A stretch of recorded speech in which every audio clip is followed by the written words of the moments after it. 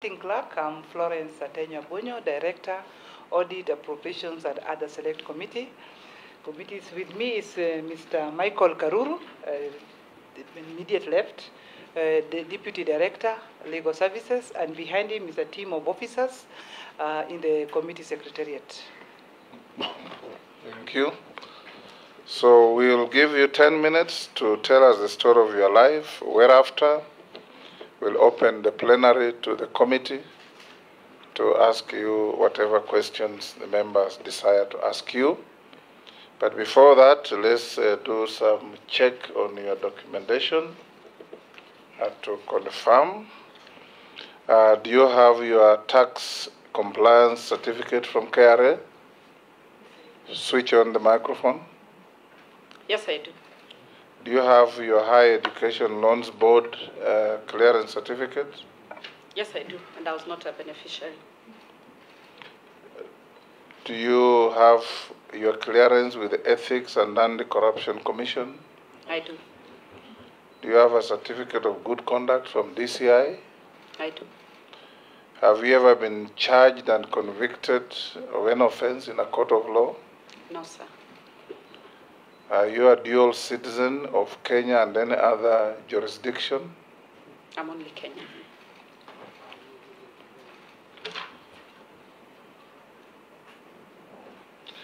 At a personal level, what is your net worth in terms of finance? My net worth, Chair, is about 101 million, composed of a townhouse that I own in Syokimau. I have an apartment in Syokimau. I have some land in Kangundo. I have some land in Trans Nzoia County. I have land in Bungoma County. I have land in Kakamega County.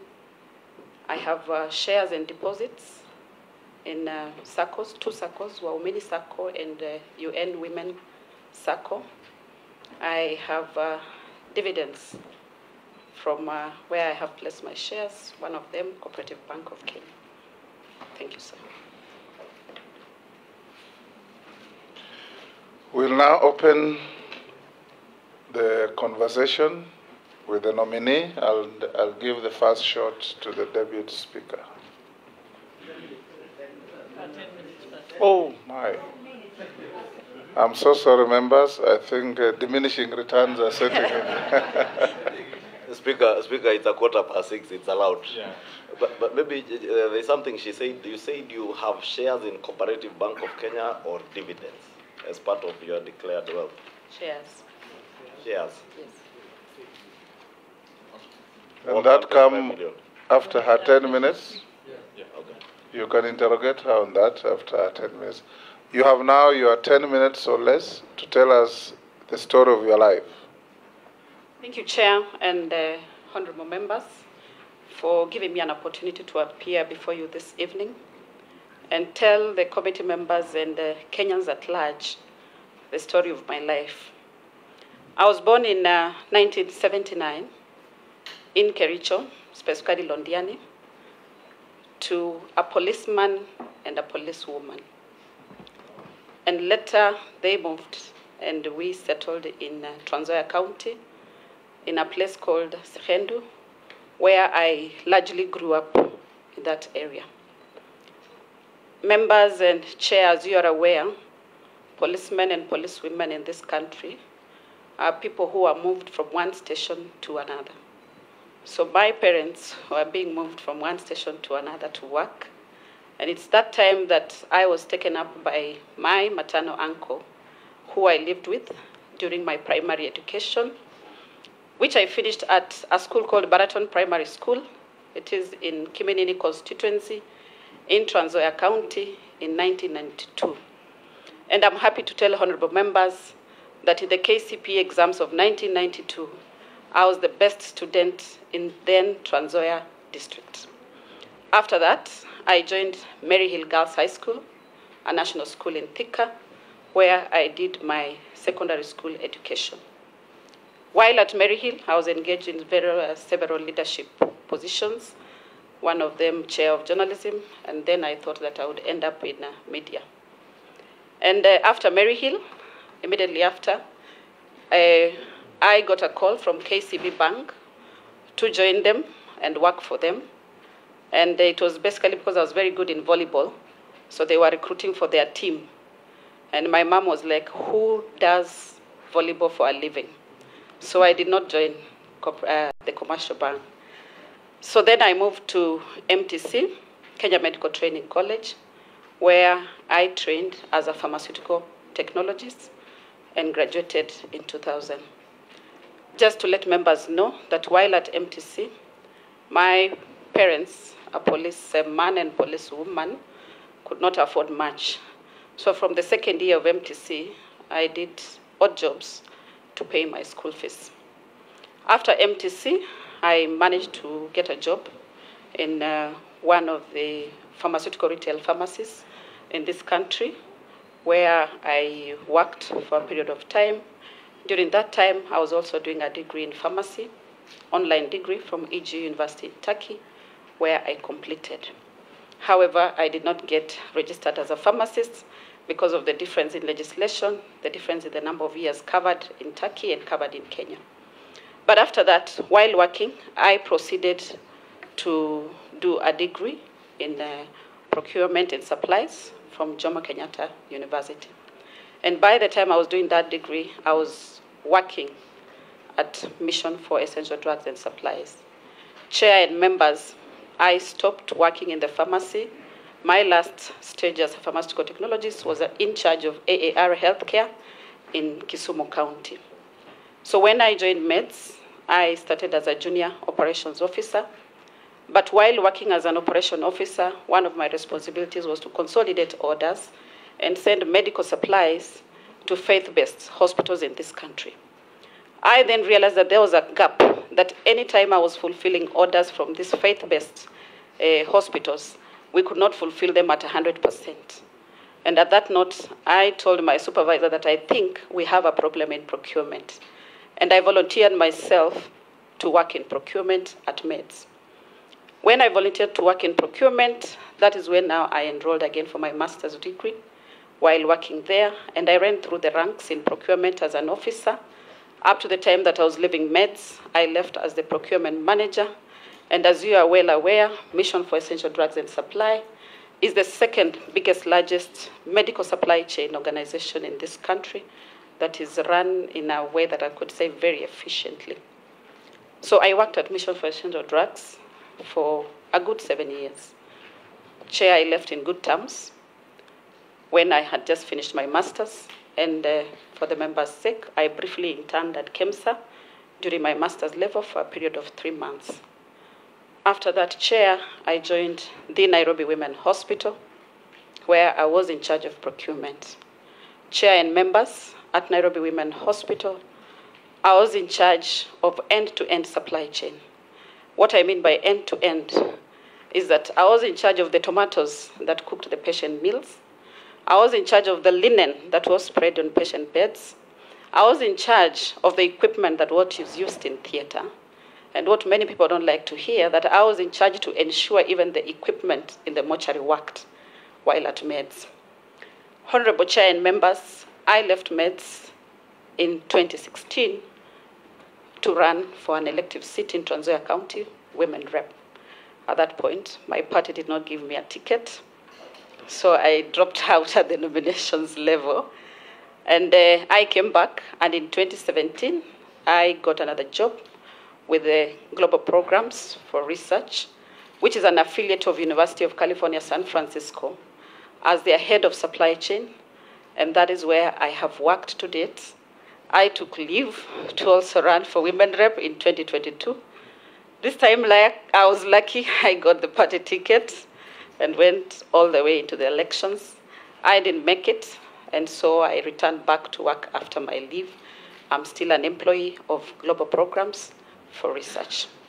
Chair, I have been appointed on the Council of the Kitale National Polytechnic, which I joined in 2019.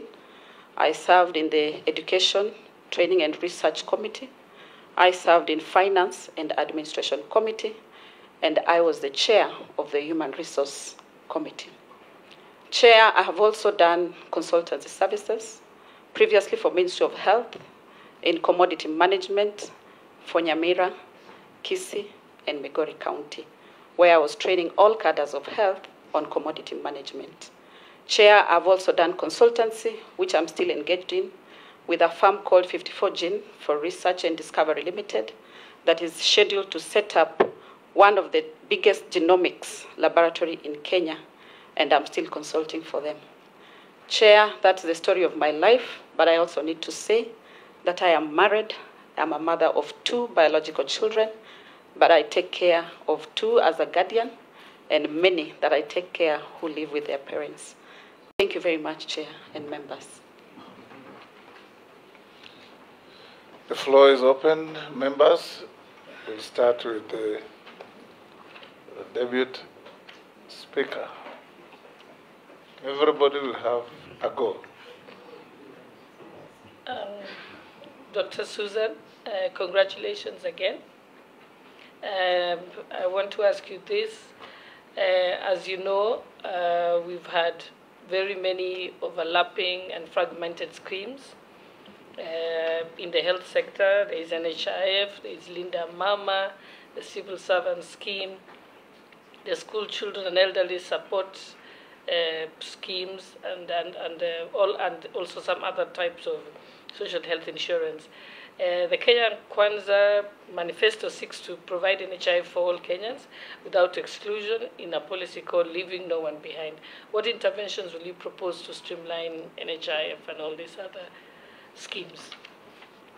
You will take 4 questions and answer them in the order that you desire.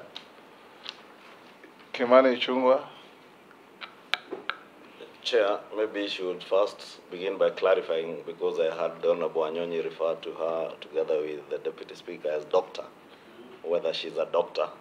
Because when I'm going through copies of the certificates in our files, I don't see anything that has to do anything with a doctor other than the diploma in healthcare from Kenya Institute of Management. Maybe that would be the first clarification, because even the degree from Turkey is not in the file.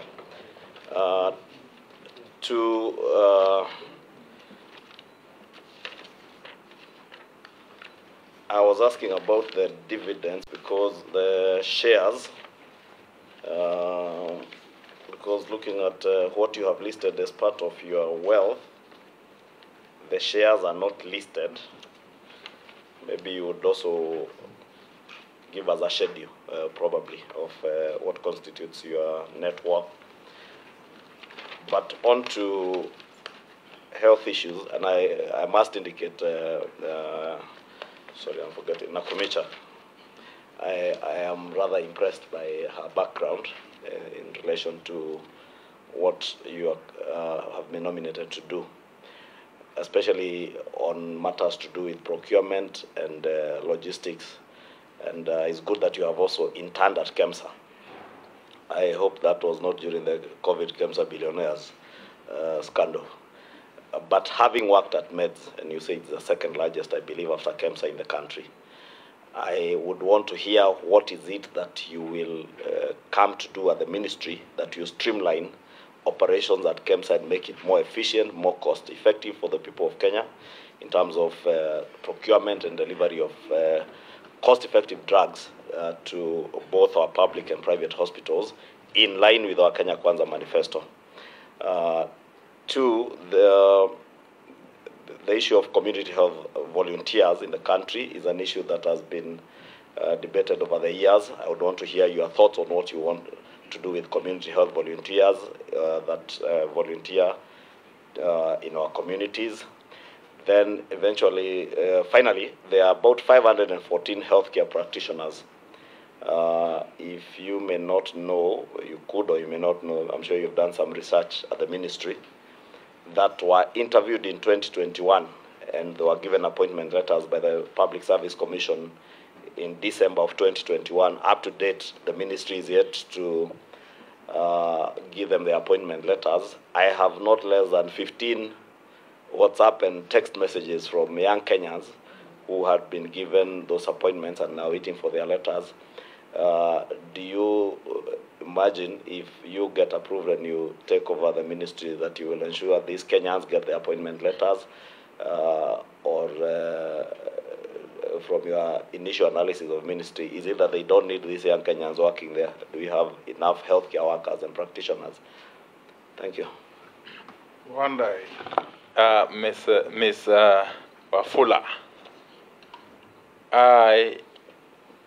in the last term of Parliament, I happen to have interacted closely with the Ministry of Health as chair of the Public Accounts Committee, largely dealing with their audit reports.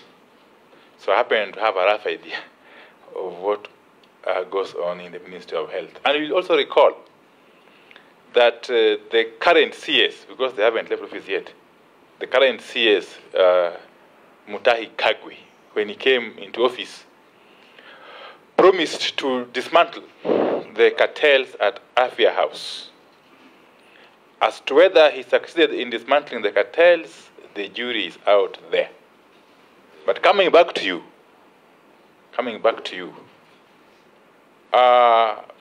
even with your impressive technical background, do you think you have the wherewithal, the spine, to deal with these cartels? Because unless these cartels that have held Afia House hostage are dealt with and dismantled completely, we may not achieve much. So just give Kenyans and this committee the assurance that you are equipped, well equipped, to confront this mafia like cartels once and for all. Thank you. Junet? Thank you, Chair. Chair, my question to the nominee is, Chair, the functions of health are majorly devolved. They are under the new constitution. And there is a lot going on at the county level in terms of health. But likewise, there have been a lot of problems for the last 10 years since devolution came on health matters at the county level, where whether it is medicines, whether it is staff and medical personnel, there have been serious issues. What are your thoughts on how to deal with the ministry in conjunction with the counties at the county level? What do you think you can do differently that can make things work better this time? Secondly is the NHIF. There is a big problem in NHIF, and people feel that it's not functioning, it's not working properly. What do you think you will do differently that will make NHIF work like any other national insurance scheme, like the way the private ones perform for their clients? And lastly, there was this medical equipment leasing that was started by the last government, and it involved a lot of money, 40 billion, I think, and it was imposed on the counties.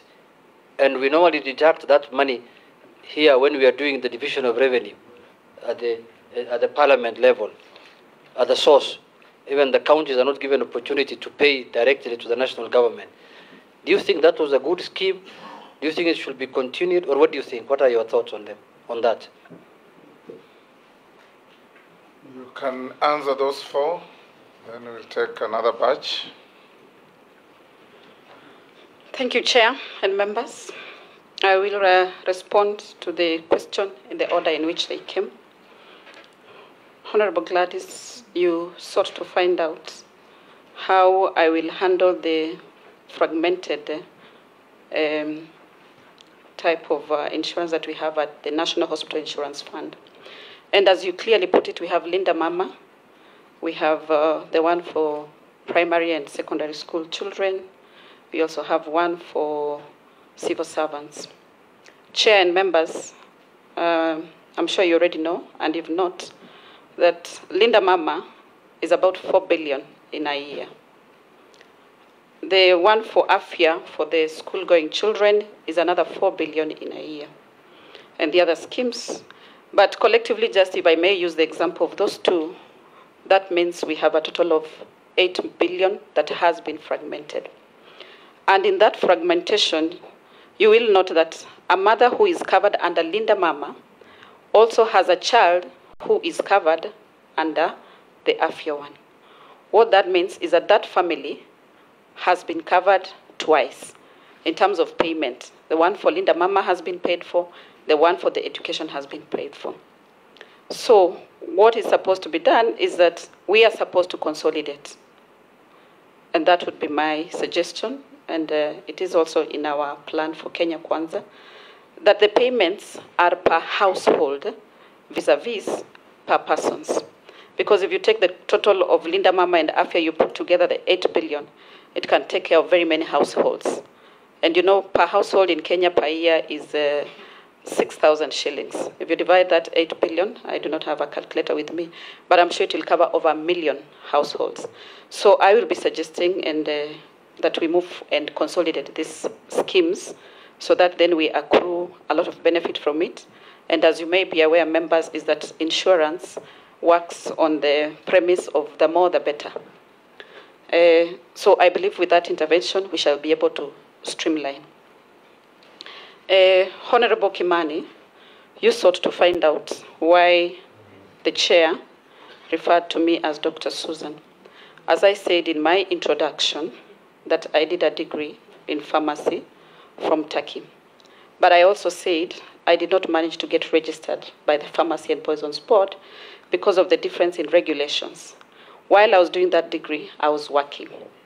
I was required by the Pharmacy and Poisons Board and the regulations in this country to do another 1 year round internally, which I was not able to do because at that moment I was still working. I had a life to live. I had beneficiaries that I had to take care of. So I wasn't registered. And because of that registration, I have always not placed my degree document in my folder so that then questions do not arise. You also sought to find out whether I have shares or dividends in Cooperative Bank. I believe, Honorable Kimani, you have better prowess in matters finance. Probably I was referring to dividends, whatever it is, but not shares. But I stand to be corrected, and I think my document shows whatever it is that I have. You also asked, based on my experience, how I plan to streamline KEMSA, the cost of drugs, and the issue of community health volunteers. As I said in my introduction, I intend at KEMSA briefly. Yes, Kimani. Sorry to interrupt, but dividends are from Cooperative Bank or a SACCO? Because there's a reason I was asking that, because I see there's somewhere you put dividends of 1.5 million and dividends of that amount from a bank that is probably paying 10 shillings a share.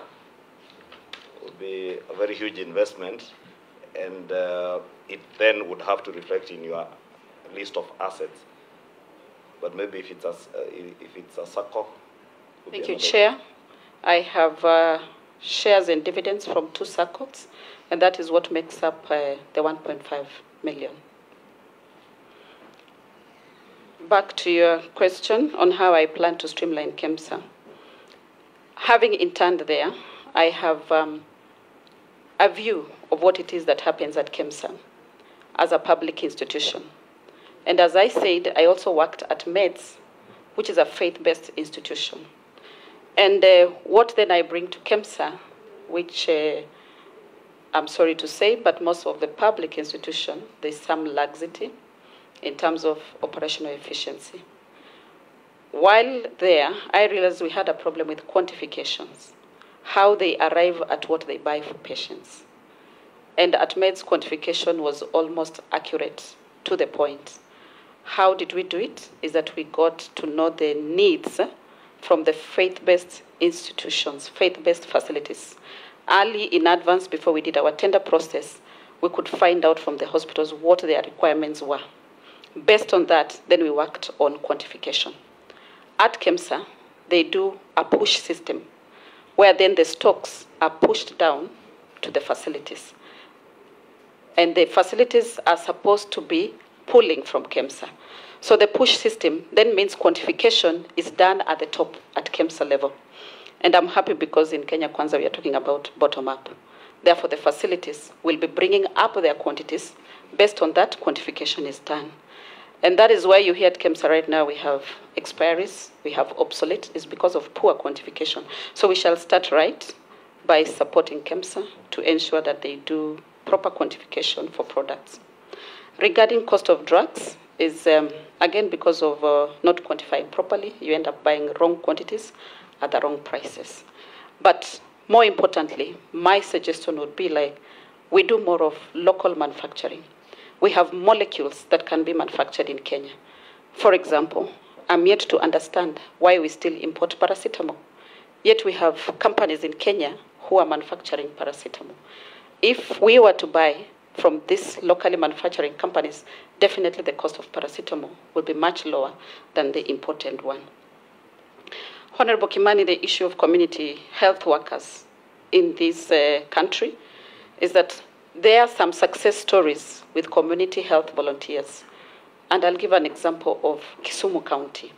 They are moving on very well because they are giving stipends to their community health volunteers. And because this universal health care, they were doing some tests on a number of counties, then we should learn from the success stories like the one for Kisumu, just to find out how has it worked. Then that is what we can move to the rest of the counties within the country, that these community health volunteers then get a stipend, and it can be done on a matching basis, that as much as they are employed by the county governments, then the national government can match that stipend, just to make them do more work. Then you spoke about the 2021 healthcare workers, and members through the chair, as you may know, as much as health was devolved, on Schedule 4 of the Constitution, there's distribution of functions. There's what was left to the national government and what went to the county governments. Recruitment of healthcare workers, most of it is happening at the county government. So then I shall be working with the county governments, and it's supposed to be collaborative. And I am aware there are structures that have been put in place to ensure that the county governments are able to work with the national government.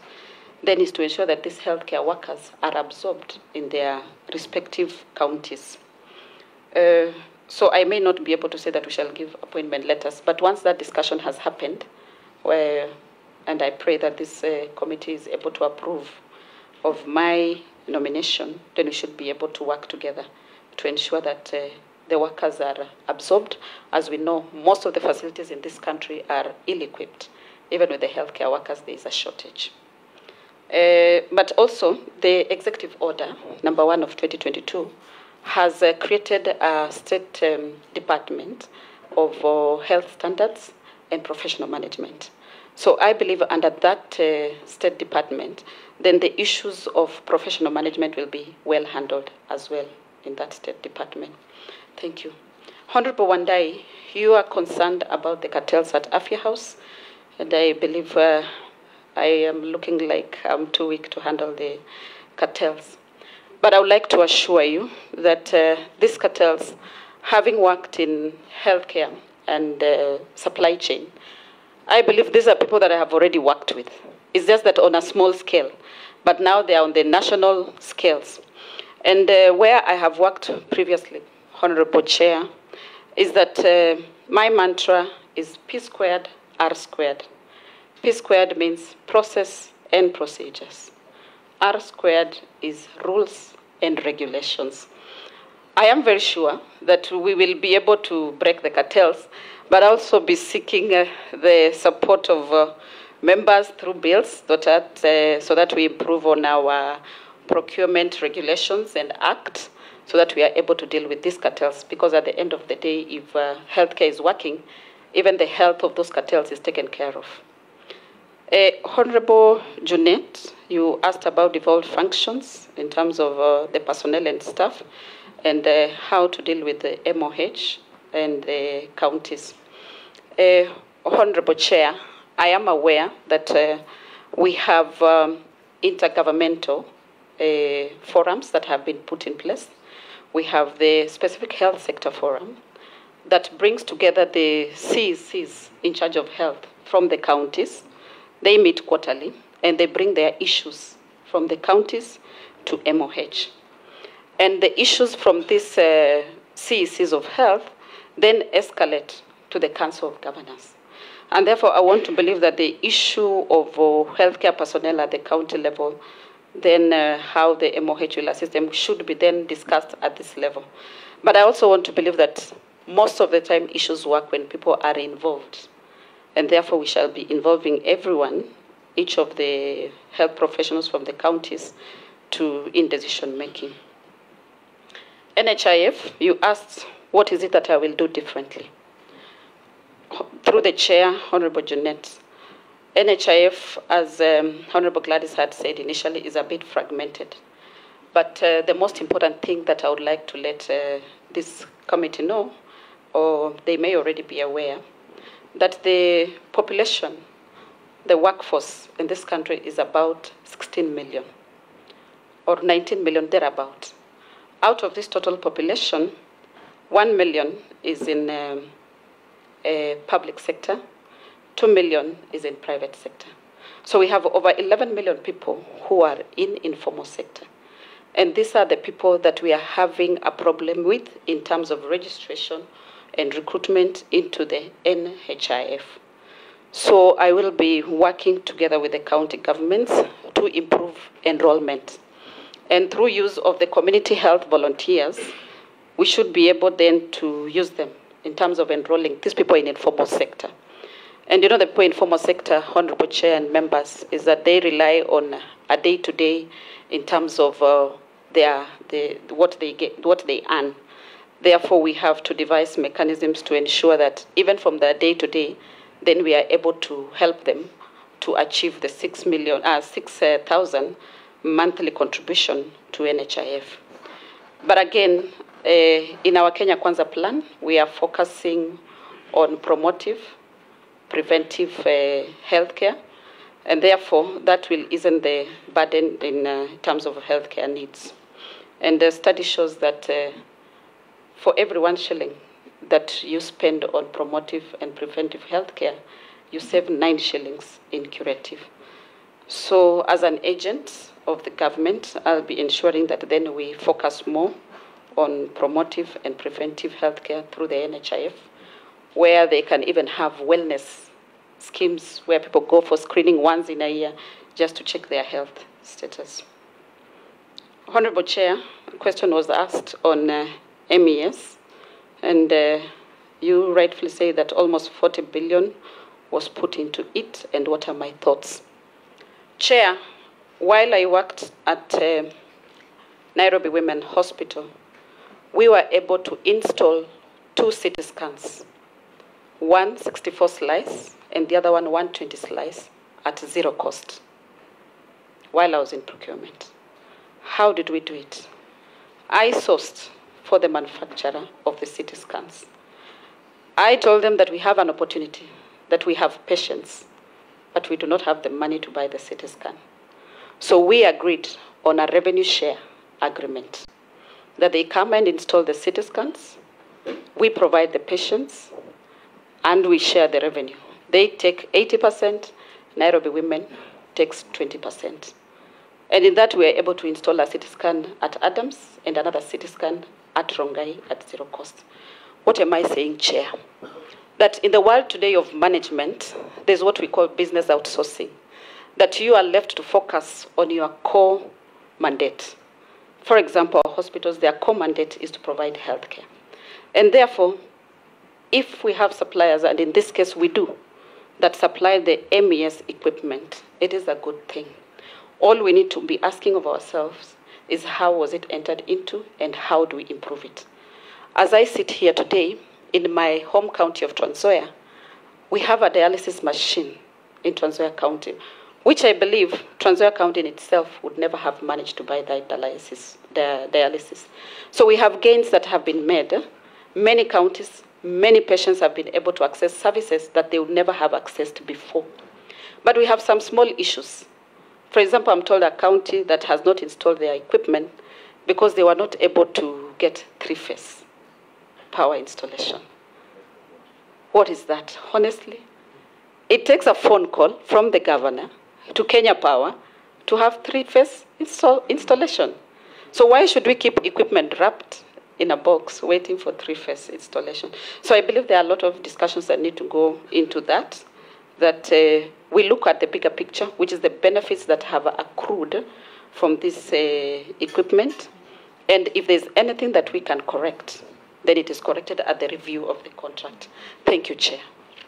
Next batch, Owen Bayer, Honorable Robert Mbui, Mishi Mbogo, Daoud Posing. We'll take 5. Yes, I have not said I'll follow the line. I may skip and start with Naisula. Okay, thank you, Speaker and Chair. Wafula, Susan, nice to meet you. I just have 2 questions. One very simple.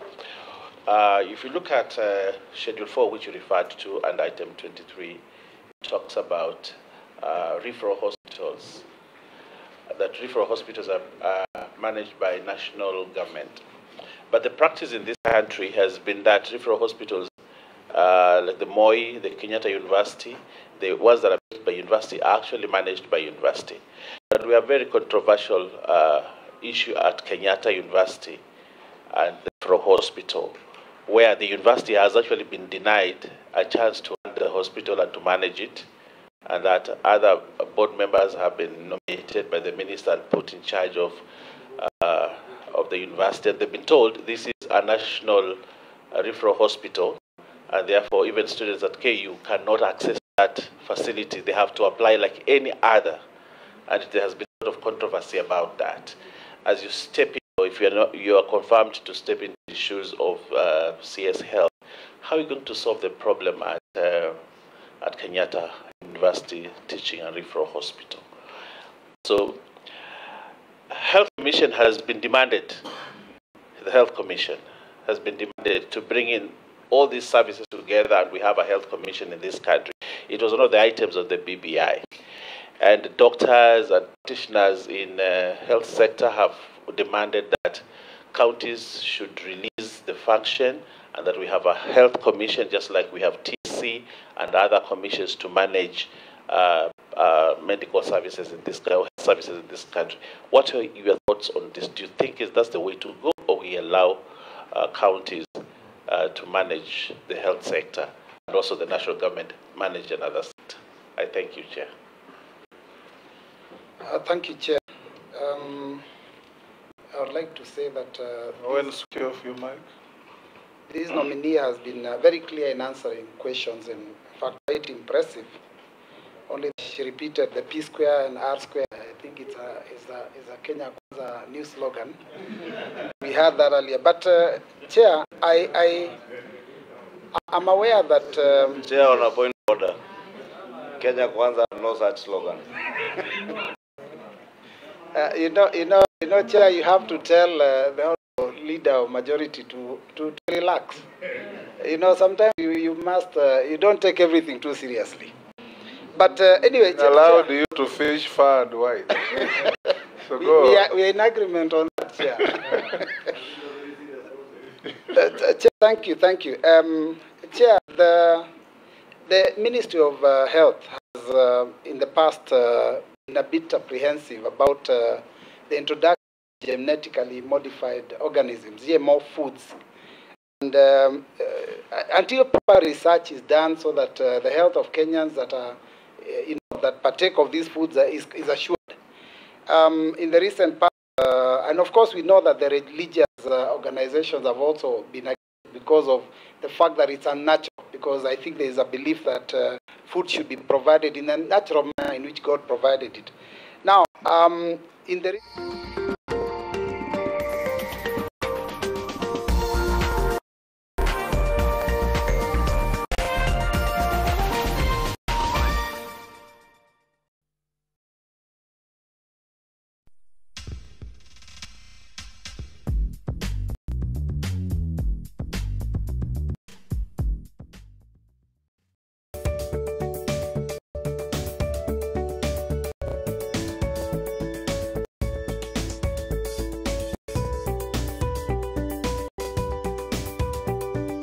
to 10 acres and weekly vouchers be won. Buy property as low as 50,000 shillings to 4.7 million at Juja, Kangunda Road, Nanyuki, Naivasha, Nakuru, Kikuyu and Malindi. AMG Realtors. Your land, your future. Learn in a minute. Brought to you by Nivea Lumina 630 Anti-Dark Mark Serum. Last week, we looked at dark marks caused by hormonal imbalance. Today, let's look at dark marks caused by the most common factor, sun exposure. Hello, my name is Emma, and this is Learn in a Minute.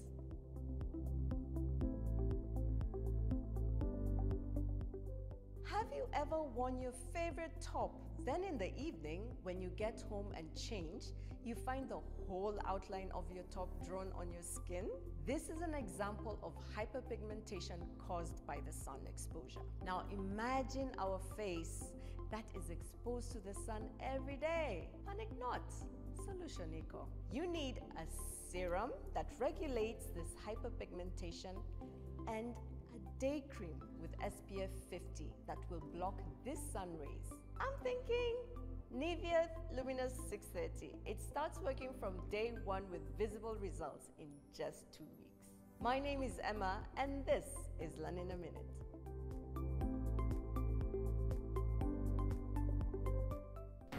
Learn in a Minute. Brought to you by Nivea Lumina 630 Anti-Dark Mark Serum. Nivea Lumina 630 works from day 1 with visible results in just 2 weeks and 71% dark marks reduction in 12. Join the 1 million women already using the #1 Lumina 630 from Nivea. On my dark marks, I've tried everything from A to Z, even vitamin C, but hardly any results. Nivea Lumina 630 works from day 1 with visible results in just 2 weeks and 71% dark marks reduction in 12. Join the 1 million women already using the #1 Lumina 630 from Nivea. Introducing Brookside Plus fortified milk with fiber, rich in essential minerals not naturally found in milk, but in seeds, spinach, whole grain, brown rice, and oats. Fiber helps in digestion, weight management, blood glucose improvement, and reduce blood pressure. Because today's life demands more, live Life Plus with Brookside fortified milk.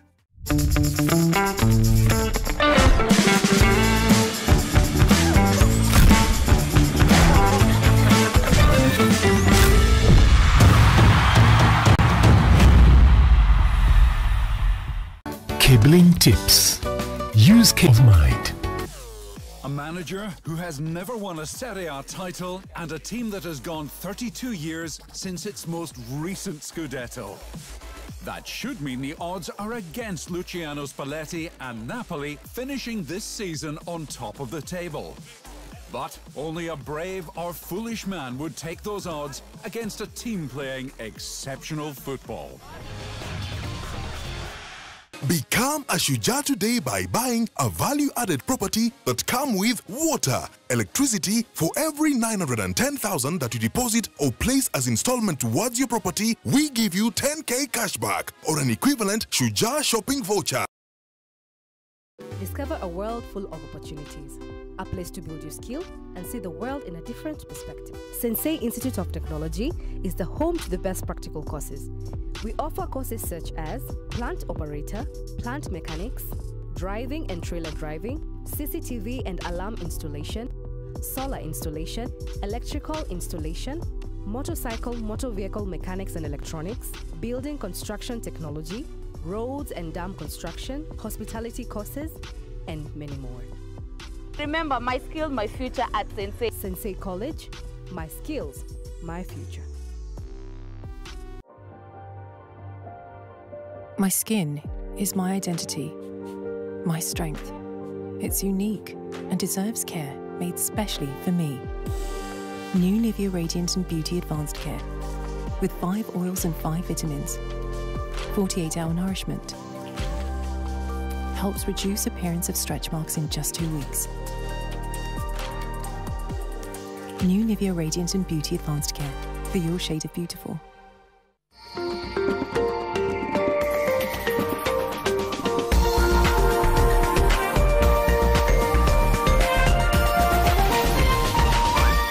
This is NTV.